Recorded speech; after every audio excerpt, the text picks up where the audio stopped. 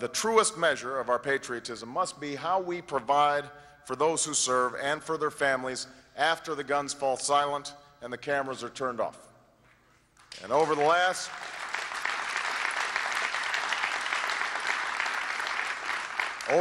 few years, we have not always kept that sacred trust.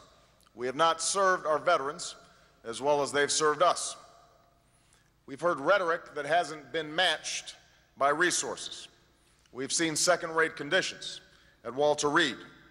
We've had unpredictable and insufficient time for our troops at home between deployments. Our military families have been left to fend for themselves while spouses and parents are sent to fight tour after tour after tour of duty.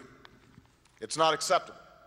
You cannot lead this country into war and then fail to care for those who've served and for their families. I am running on a record of standing up for wounded warriors in the Senate Veteran Affairs Committee, an assignment I sought when I joined the United States Senate.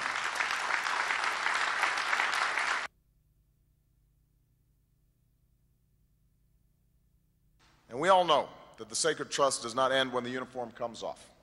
That's why it's time to build a 21st century VA.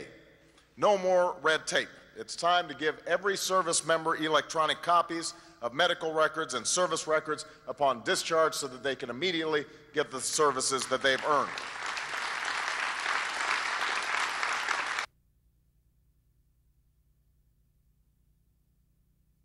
As president, I'll expand housing vouchers and launch a new supportive services housing program to prevent at-risk veterans and their families from sliding into homelessness. I'll also keep faith with America's veterans by helping them achieve their dreams. We need a GI Bill for the 21st century. Just recently, we voted on a bill in the Senate called the 21st Century GI Bill that will help make college affordable for today's veterans without harming retention rates. This bill was proposed by my friend and a veteran, Senator Jim Webb, and supported by leaders of both parties. It updates the original GI Bill that gave veterans like my grandfather the chance to go to college after World War II. Now, thanks to bipartisan support, the bill passed by a vote of 75 to 22.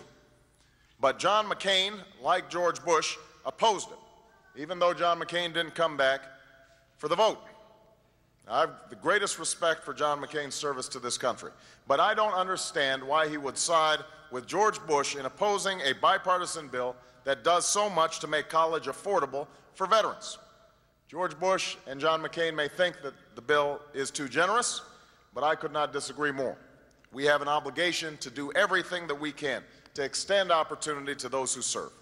And doing so will not only help us with recruitment, not only will it help veterans live out their dreams, but that's what built the middle class in this country, was the ability to train a new generation after they'd come back from war. That's the promise that we must keep, and I will continue to fight to give those who've defended America the same chance that America gave my grandfather after he'd fought in war.